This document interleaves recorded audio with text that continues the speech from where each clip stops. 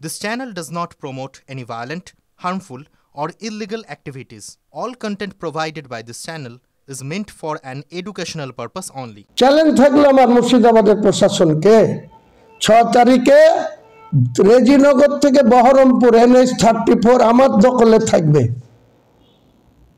মুসলিমদের দখলে থাকবে। মুর্শিদাবাদের মুসলিমদের না, রাজ্য মুসলিমদের কত ব্যক্তি এখানে আসবে সেদিন প্রমাণ করব। আপনারা হাতির 5 পা দেখেছেন? মুসলমান ভোট দিয়ে আপনাদের সরকার নির্বাচিত করবে আর আপনারা RSS এর দালালি করবেন। মুর্শিদাবাদ জেলায় বিভিন্ন থানাগুলোতে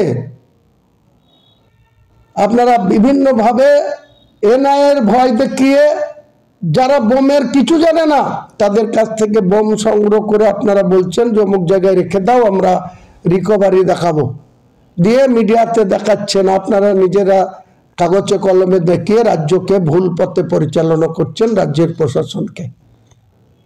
মুর্শিদাবাদ জেলা আমরা কারো বিরুদ্ধে কোনো কথা বলতে চাই না। এখানে সাকারাব সরকার বলেছে রাম মন্দির করব, আবার করুক। একটা সাগর দিঘিতে শিলান্যাস করেছে, আমি যখন 2024 সালে বলেছিলাম, তারপরে দেখবেন একজন এসে ওখানে সাগর দিঘিতে একটা রাম মন্দিরের শিলান্যাস করেছে। আমি তো নিষেধ করতে যাইনি, তার বিরোধিতাও করিনি। সাকারাব সরকার আবার বলেছে করবে, একটা কেন 26টা ব্লকে 26টা রাম মন্দির হোক, আমার কোনো বাধা নাই।